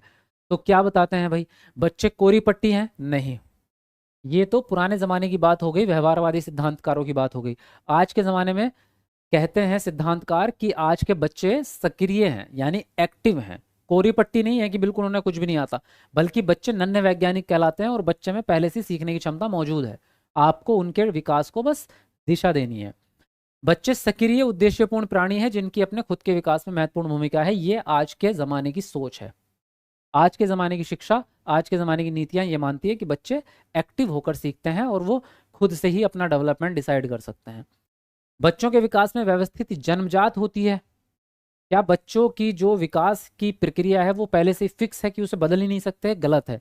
आनुवांशिक रूप से आपको बहुत सारी चीज़ें मिलती हैं, लेकिन विकास, आपका जो विकास है वो वातावरण के जरिए से बदला जा सकता है। अगर किसी बच्चे के माता पिता बहुत ज़्यादा पढ़े लिखे बुद्धिमान नहीं थे, लेकिन अगर बच्चे को आपने वातावरण अच्छा दिया, पढ़ाई लिखाई अच्छी दी, खान पान अच्छा दिया, तो बच्चा इंटेलिजेंट हो जाएगा और उसका विकास अच्छा जाएगा। वातावरण से आप बदल सकते हैं। सेम चीज़ यहाँ भी कह रहे हैं कि बदलने के लिए कुछ भी नहीं है, तो ये बात भी गलत है, बदला जा सकता है। आनुवांशिकता से आपको गुण मिलते ज़रूर हैं, लेकिन वातावरण आपका बहुत मायने रखता है। वातावरण से आप उसको और बेहतर बना सकते हैं। तो आंसर जो यहाँ पर सही है वो सेकंड ऑप्शन है। क्लियर है भाई, समझ में आई बात? आगे आते हैं। विकास के संदर्भ में कौन सा कथन सही है? पहला ऑप्शन है आपका, विकास केवल पर्यावरणीय कारकों पर निर्भर करता है। दूसरा है, विकास केवल आनुवंशिक कारकों पर निर्भर करता है। तीसरा है, विकास कम समय में होने वाला अस्थायी परिवर्तन है। और डी है, विकास समग्र व व्यवस्थित रूप से निरंतर होता रहता है। बताएंगे आप कौन सा ऑप्शन सही जाएगा? सब लोग अपना अपना आंसर लिखिएगा।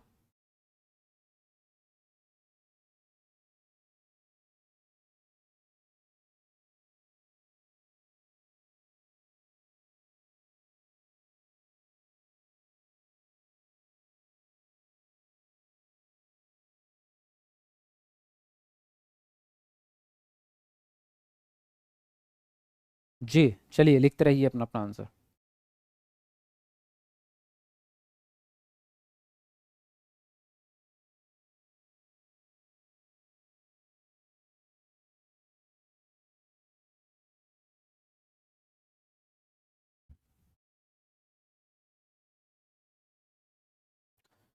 देखिए, इसने बोला विकास के संदर्भ में कौन सा कथन सही है। विकास केवल पर्यावरण से हो जाएगा? नहीं। केवल आनुवांशिकता से हो जाएगा? नहीं। कम समय में होने वाला परिवर्तन है? कम समय में कहाँ होता है, 20 साल लग जाते हैं विकास होते होते। 18 तो मिनिमम, पैदा होने के बाद 18 साल तक बच्चा बड़ा हो रहा है, ये भी गलत। विकास समग्र और व्यवस्थित रूप से निरंतर होता रहता है, यानी लगातार चलने वाली प्रक्रिया है, और ये केवल 18 साल तक नहीं होता, मरते दम तक होता है। विकास ऐसी प्रक्रिया है जो गर्भावस्था से लेके मृत्यु तक चलती ही रहती है। 60 साल का आदमी भी नया कुछ ना कुछ सीख रहा होता है, उसका विकास होता रहता है। केवल शारीरिक विकास नहीं होता, बाकी मानसिक विकास भी होता है, सामाजिक भी होता है, नैतिक भी होता है, भाषा विकास भी होता है, सब होता है। मरते दम तक आदमी का विकास चलता ही रहता है। तो इसलिए डी ऑप्शन सही जाएगा।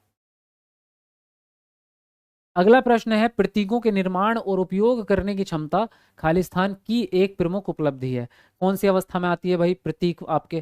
संवेदी पेशी अवस्था, या पूर्व संक्रियात्मक अवस्था, या मूर्त संक्रियात्मक अवस्था, या फिर डी ऑप्शन है अमूर्त संक्रियात्मक अवस्था।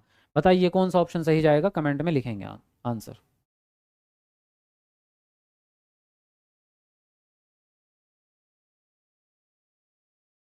चलिए जल्दी जल्दी लिखेंगे सब लोग अपना अपना आंसर। हमारा, जी सर, मेरा नाम संदीप नहीं, शुभदीप मुखर्जी है। सीटेट 2026 के फरवरी के पेपर 1 में 112 स्कोर किया है। मेरा फाइनेंशियल कंडीशन बहुत ही ख़राब है। मुझे अपनी पढ़ाई के लिए एक फ़ोन चाहिए। शुभदीप, शुभदीप जी, यार आप लोग, आप सेमिनार में क्यों नहीं आए? क्योंकि हमने फ़ोन तो सारे के सारे बांट दिए सेमिनार में। लेकिन हम, चलो आपके लिए कुछ कर सकते हैं, आप जो है एकेडमी में व्हाट्सअप कर देना, या कॉल कर देना। जो नंबर मैंने आपको दिए हुए हैं मैं आपके लिए कुछ ना कुछ इंतज़ाम करवा दूंगा, ठीक है? चलिए, बाकी कॉन्ग्रेचुलेशन, बहुत बढ़िया नंबर आपने मारे हैं, 112 नंबर, वेरी गुड। देखिए, इसने बोला प्रतीकों के निर्माण और उपयोग करने की क्षमता कौन सी जो है अवस्था में आएगी। तो प्रतीकों का निर्माण जो है वो सेकंड अवस्था में आता है, यानी ये जीन प्याजे का सवाल है एक्चुअली। जीन प्याजे के सिद्धांत की 4 अवस्थाएं होती हैं, जो चारों की चारों आपके सामने लिखी गई हैं। तो प्रतीकों का इस्तेमाल करना सेकंड स्टेज में आता है, जिसका नाम होता है पूर्व संक्रियात्मक अवस्था, और इसकी जो एज है वो 2 साल से लेके 7 साल तक होती है। ठीक है, पहली अवस्था की उम्र जो है वो जन्म से लेके 2 साल, तीसरी अवस्था की 7 से लेके 11, और चौथी अवस्था 11 से 15। ठीक, तो यहाँ जो आंसर हो जाएगा सेकंड ऑप्शन आपका राइट हो जाएगा।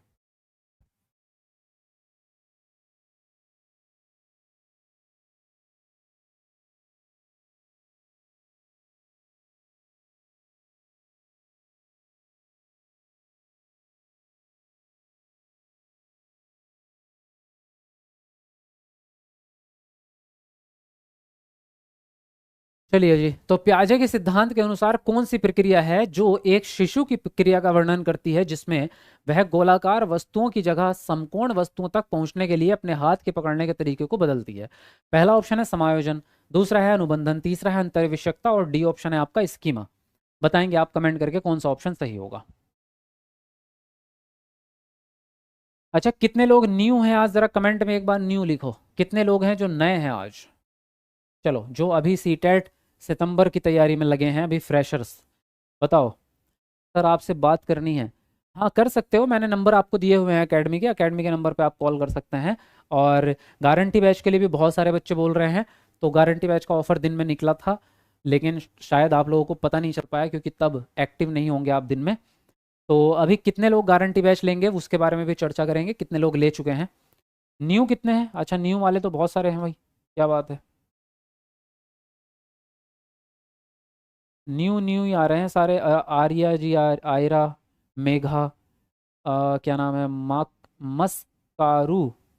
यार नाम थोड़ा सा इजी रखा करो, यहाँ पढ़ा नहीं जाता है ना। नाजरा हैं, और संदीप जी हैं, स्वाति कुमारी हैं, फिज़ा सिद्दीकी हैं। अच्छा, सारे नए बच्चे हैं, बहुत बढ़िया। नए बच्चे काफ़ी ज़्यादा हैं इसका मतलब। तो गारंटी बैच में अभी आपने एडमिशन लिया नहीं होगा, जाहिर है मुझे लगता है। किस किस ने गारंटी बैच 4.0 में एडमिशन ले लिया है और किसने नहीं लिया है, ज़रा बताना। जिसने ले लिया है वो यस लिख दो, और जिसने नहीं लिया है वो नो लिख दो। मुझे लगता है सभी नए बच्चे लग रहे हैं, तो अभी आपने सीटेट गारंटी बैच में नहीं लिया होगा ना वो एडमिशन। बाकी बताओ मुझे कमेंट करके तब तक। प्याजे के सिद्धांत के अनुसार कौन सी प्रक्रिया है जो एक शिशु की क्रिया का वर्णन करती है जिसमें गोलाकार वस्तुओं की जगह समकोण वस्तु को पकड़ने के लिए हाथ के तरीके में बदलाव करना पड़ा? अब जहां पर बात बदलाव की आ जाए तो बस ध्यान रख लेना, एक ही शब्द याद रखना है जिसका नाम है समायोजन। जीन प्याजे के सिद्धांत में आता है ये, जब किसी भी काम को करने के लिए आपको पूर्व ज्ञान में बदलाव करना पड़े तो समायोजन है सीधा। ये रट्टा मार लो, ये एक ही वर्ड है। अच्छा, कुछ लोगों ने ले लिया है गारंटी बैच और कुछ ने नहीं लिया है ना। रुखसार फातिमा ने ले लिया है, शहनाज ने भी ले लिया है, दीपाली ने भी ले लिया है गारंटी बैच, अंशु कुमारी ने भी ले लिया है, बाकी चंदन कुमार ने अभी नहीं लिया, निशा ने भी नहीं लिया, शाहिद जी ने नहीं लिया। ओके, तो एक काम करते हैं, अभी मैं जो है क्लास के अंत में आपको बता दूंगा कैसे बैच लेना है, और आपके लिए ऑफर भी देख लेंगे आज, अगर पहला दिन है। कौन कौन चाहता है सीटेट गारंटी बैच 4.0 पे थोड़ा सा ऑफर मिल जाए, तो एक बार कमेंट में पिंक वाला हैंड वेव कर दो, जो जो चाहते हैं, अगर आज ही ले पाएँ तो। क्योंकि जो ऑफर मैं दूंगा आपको वो 1 घंटे का ही ऑफर मिलेगा, ज़्यादा नहीं मिलेगा, क्योंकि एक्स्ट्रा डिस्काउंट आपको दे देंगे थोड़ा सा। बाकी तो नॉर्मल डिस्काउंट तो हमेशा चलता ही है, वो 50% के आसपास। थोड़ा सा एक्स्ट्रा डिस्काउंट आपको मिल जाएगा 1 घंटे के लिए, अगर ज़्यादा स्टूडेंट होंगे तो आज ही जो ले पाएँ। 1 घंटे का ऑफर सिर्फ आपको मिलेगा, तो एक बार कमेंट में पिंक वाला हैंड वेव कर दो, जो जो लोग चाहते हैं कि आपको गारंटी बैच पर ऑफर मिले। अब देखिए, नेक्स्ट आपका प्रश्न है, लॉरेंस कॉलबर्ग के अनुसार किस स्तर पर व्यक्तिगत आवश्यकताओं की संतुष्टि नैतिक चयन को निर्धारित करती है? पहला ऑप्शन है विनिमय उद्देश्य अभिविन्यास, दूसरा है सजा और आज्ञा पालन अभिविन्यास, तीसरा है सार्वभौमिक नैतिक सिद्धांत, डी ऑप्शन है अच्छा लड़का अच्छी लड़की अभिविन्यास। कमेंट में आंसर लिखेंगे आप। सभी के पिंक वाले हैंड आ गए हैं, मतलब यहाँ मुझे ऐसा लग रहा है नए बच्चे ज़्यादा हैं आज। हाँ, चलो कोई बात नहीं, आपको अभी बताता हूँ मैं थोड़ी देर में किस तरह से आपको जो है ऑफर मिलेगा, किस तरह से एडमिशन लेना है वो अभी आपको पता चल जाएगा।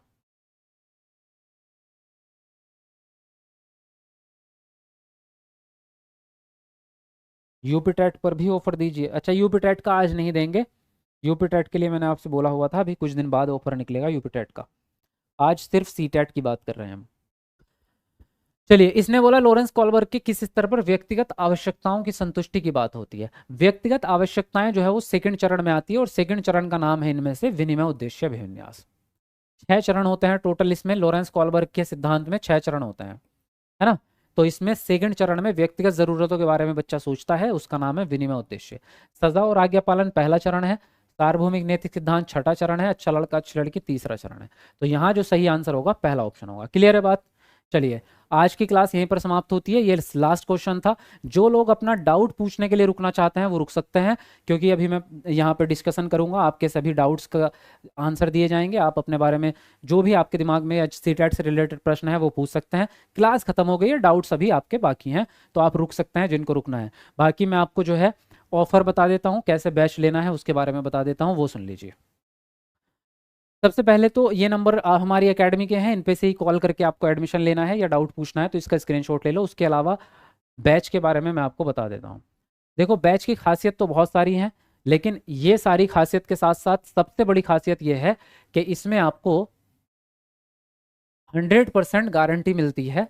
ये बैच आपका 100% गारंटी वाला बैच है, जिसमें आपको लिखित में गारंटी मिलती है कि आप इसमें फेल नहीं हो सकते।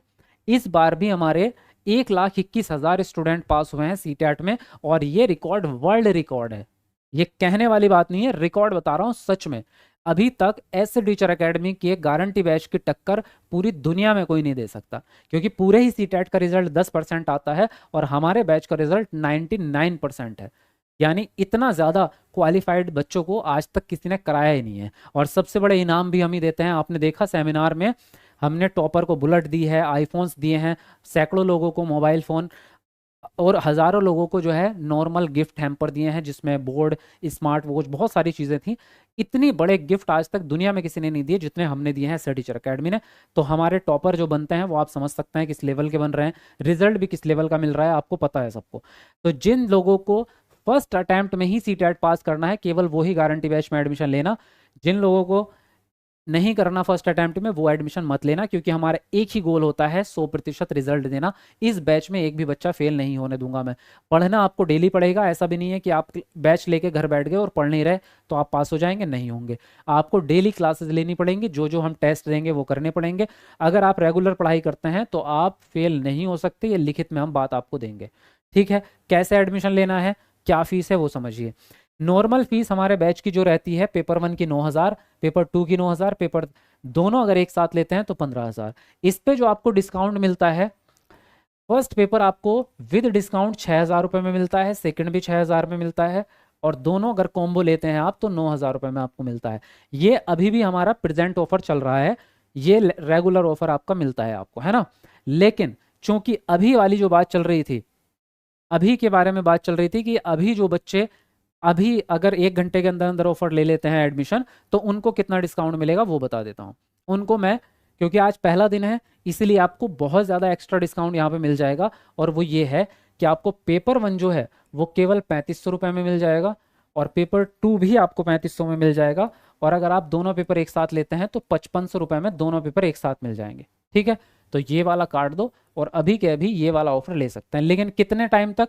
केवल 10 बजे तक, रात के 10 बजे तक।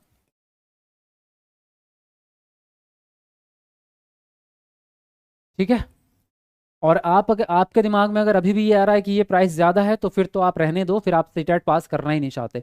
क्योंकि जो मैं आपको बता रहा हूँ, ये जो बैच है हमारा, ये गारंटी बैच है, नॉर्मल बैच नहीं है। तो अगर नॉर्मल बैच से आप कंपैरिजन कर रहे हैं तो फिर तो कोई फ़ायदा होगा नहीं आपका, क्योंकि नॉर्मल बैच में आप जाके 10 बार फेल होके आ जाएंगे। तो देते रहो 10 साल तक। बहुत सारे बच्चे हैं जो 5-5 6-6 साल से पेपर ही दे रहे हैं, सीटेट का पास नहीं हो रहे।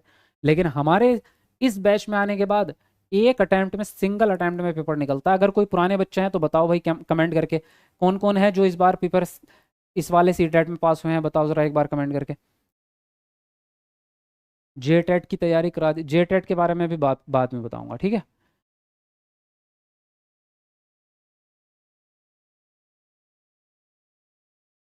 चलिए, अब कैसे इसमें एडमिशन लेंगे वो मैं आपको प्रक्रिया बता देता हूँ।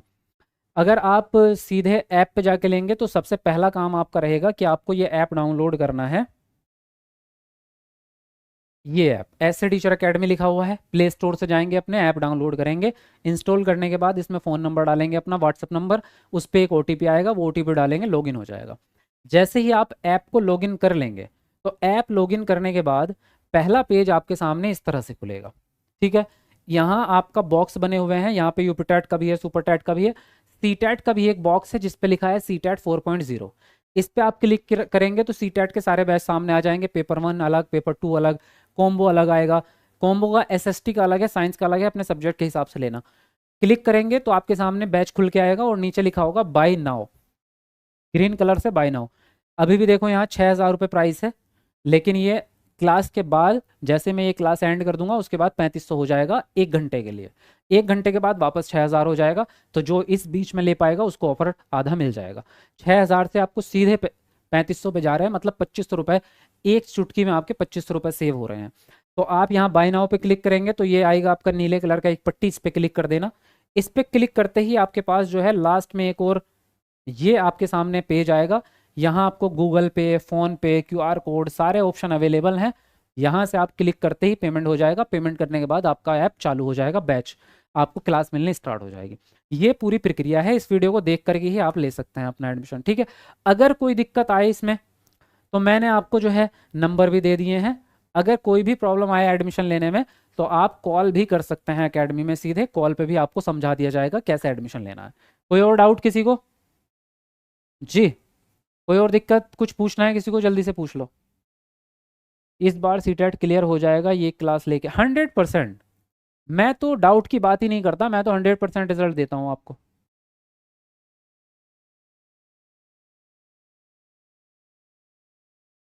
जी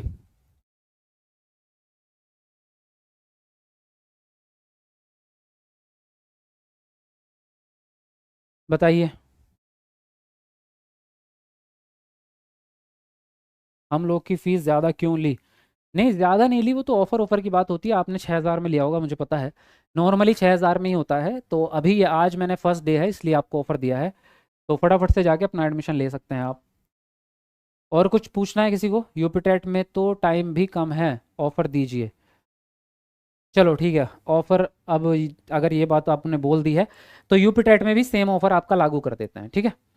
सेम ऑफर, सेम यूपीटेट में भी।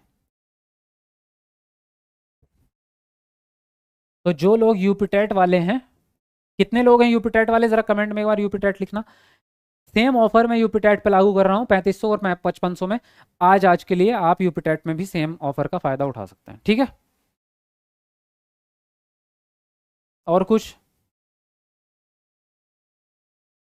हमने 4,500 में लिया है सर, सोनी कुमारी। कोई बात नहीं, अब ले लिया ना आपने, कोई बात नहीं, इतना फर्क है, पड़ता नहीं है। 4,500 और 3,500 की बात नहीं है, बात है आपके रिजल्ट की।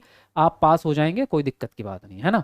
अभी हज़ारों बच्चे सेमिनार में आए थे हमारे, सब के सब पास थे, एक भी बच्चा फेल नहीं हुआ है। 100% रिजल्ट है। तो ये इकलौता दुनिया का ऐसा बैच है जिसमें कोई बच्चा फेल नहीं होता, क्योंकि इसमें क्वालिटी इतनी तगड़ी मिलती है, इतना ज़बरदस्त कंटेंट, सारी चीज़ें इतनी मैनेजमेंट तरीके से होती हैं, कंटेंट इतना एक एक लाइन से आपको समझा करके, इतनी चीज़ें कहीं और आपको नहीं मिलेंगी, ये बात आप मान लीजिए। और यहाँ ऐसा रिजल्ट भी आज तक किसी ने दिया ही नहीं है। बाकी एकेडमीज़ में भी आप जाके देखेंगे तो वहाँ पे आपको 1,000 में से 10-20 बच्चे पास होते हैं, यहाँ 1,000 में से 998 बच्चे पास होते हैं हमारी एकेडमी में। तो फ़र्क तो है ना। अब आप देखो, इतने पैसे खर्च आपने पढ़ाई में किए हैं अपनी, और सीटेट अगर आप 10-10 साल तक पास नहीं करेंगे या 3-3 4-4 बार फेल होते रहेंगे तो फिर किस बात की आपकी पढ़ाई? समझिए, अपने समय की कीमत को समझिए। हम रिजल्ट इतना तगड़ा देते हैं इसलिए थोड़ा खर्च भी हमारा ज़्यादा होता है, इसलिए थोड़ी सी फीस ज़्यादा है। बाकी हम गिफ्ट भी इतने ज़्यादा बांटते हैं कि हमारा वैसे ही पैसा खर्च हो जाता है ना। समझदार आप हैं, बाकी तो क्या ही बताएं। चलिए ठीक है, तो आज की क्लास को यहीं पर समाप्त करते हैं। जाके फटाफट से अपना एडमिशन ले लो और कल से आपको ऐप में भी क्लासेस मिलनी स्टार्ट हो जाएंगी। मिलते हैं आपसे नेक्स्ट वीडियो में, तब तक के लिए bye bye, take care, best of luck आप सभी को।